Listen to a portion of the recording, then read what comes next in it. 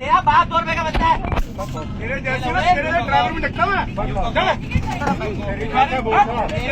तेरी माँ को एक मिनट तेरी माँ को सर पे दे। बहुत इंपॉर्टेंट खबर आपके साथ शेयर करने वाला हूं। आप भी दुनिया के किसी भी कंट्री से इंडिया में आ रहे हो तो इस अपडेट को, इस खबर को ध्यान से सुनना, क्योंकि किडनैपिंग शुरू हो गई है। अब कल तक तो चोरी चमारी होती थी, लेकिन अब तो एयरपोर्ट से बाहर निकलते ही किडनैपिंग हो रही है। और आपको इस वीडियो के माध्यम से जरूर कुछ ना कुछ सीखने को मिलेगा। इनकेस आपके साथ इस तरह का प्रॉब्लम अगर हो तो किस तरह से डील करना है वो भी आपको इस वीडियो में बताने वाला हूँ। 3 इंपॉर्टेंट अपडेट है, तीनों अपडेट के ऊपर आपसे बात करने वाला हूँ। 2-3 मिनट का वीडियो है, पूरा वॉच करें ताकि आपको पूरी जानकारी मिले। पहले तो ये शॉर्ट वीडियो की बात कर लेता हूँ, उसके बाद जो किडनैपिंग से रिलेटेड अपडेट है, जो खबर है, वो भी आप ध्यान से सुनना। और एक हिंदुस्तानी होने के नाते इस वीडियो को प्लीज़ शेयर कर देना ताकि लोगों तक भी इस तरह का अपडेट पहुँचे, लोगों को भी इसकी खबर मिले, ताकि इससे कैसे बचना है, इसे कैसे हमें डील करना है। उससे पहले जैसा मैं बताया, ये शॉर्ट वीडियो के माध्यम से अगर आपने इस तरह का गलती किया, पहले तो लोग कर देते थे, एयरलाइंस उनको वार्निंग वगैरह दे के या फिर जो एयरपोर्ट सुरक्षा दल है उनको वार्निंग वगैरह देकर छोड़ दिया जाता था। लेकिन अगर आप फ्लाइट के अंदर इस तरह का हरकत आप करते हो, कोई भी अगर ड्रिंक करने के बाद भी इस तरह का कुछ हरकत करते हो, या फिर किसी यात्री से लड़ाई झगड़ा करते हो, या फिर फ्लाइट के क्रू मेंबर के वजह से उसके साथ गाली गलौज करते हो, तो फिर बहुत बड़ी प्रॉब्लम में फंस सकते हो। अपने एक्स अकाउंट पे इस वीडियो को शेयर किया गया है, बताया गया है कि अगर आपने इस तरह का हरकत किया तो फिर आपको ट्रैवल बैन लगा दिया जाएगा। जुर्माना के साथ साथ ट्रैवल बैन भी लगेगा। और सिर्फ अगर ट्रैवल बैन लगेगा तो एक एयरलाइंस के साथ नहीं कि हाँ आपने इंडिगो में इस तरह का उल्लंघन किया तो आपने एयर इंडिया का सहारा ले लिया या फिर स्पाइस जेट का सहारा ले लिया, उससे आप फ्लाई करने लगे। लेकिन अगर आपने कोई एक एयरलाइंस में इस तरह का गलती किया तो फिर आपको पूरी तरह से सारे एयरलाइंस में जो है बैन लग जाएगा, आप फ्लाई नहीं कर सकते हो। तो इस बात का लाजिम ख्याल रखें, जो पहले हुआ तो हुआ, लेकिन अब इस तरह का चीज़ ना करना, नहीं तो बहुत बड़ी मुसीबत में पड़ सकते हो।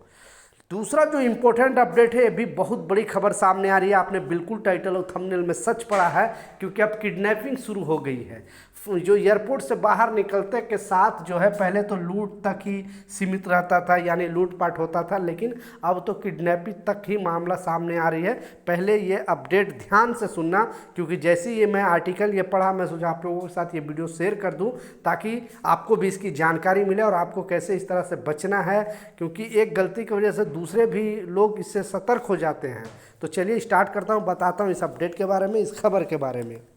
तो हरियाणा के करनाल में जीडी रोड पर बसताला स्थित राजीव गांधी खेल स्टेडियम के पास झाड़ियों में मिले युवक के शव की पहचान हो गई। युवक को दिल्ली से अगवा करने के बाद उसकी हत्या कर शव करनाल में फेंक दिया गया था। मृतक की पत्नी और बच्चे मलेशिया से लौट चुके हैं, लेकिन पोस्टमार्टम को लेकर परिवार परेशान है। परिवार का कहना है कि पोस्टमार्टम कौन करवाएगा और जांच कौन करेगा, इसको लेकर अभी तक कुछ स्पष्ट नहीं है। वहीं पुलिस ने स्पष्ट किया है कि पोस्टमार्टम करनाल पुलिस करवाएगी और जांच दिल्ली पुलिस द्वारा की जाएगी। तो जानकारी के अनुसार मृतक की पहचान मानव के रूप में हुई थी, जिसकी उम्र करीब 33 साल थी। वह मूल रूप से पंजाब के होशियारपुर का रहने वाला था और मलेशिया में रहता था।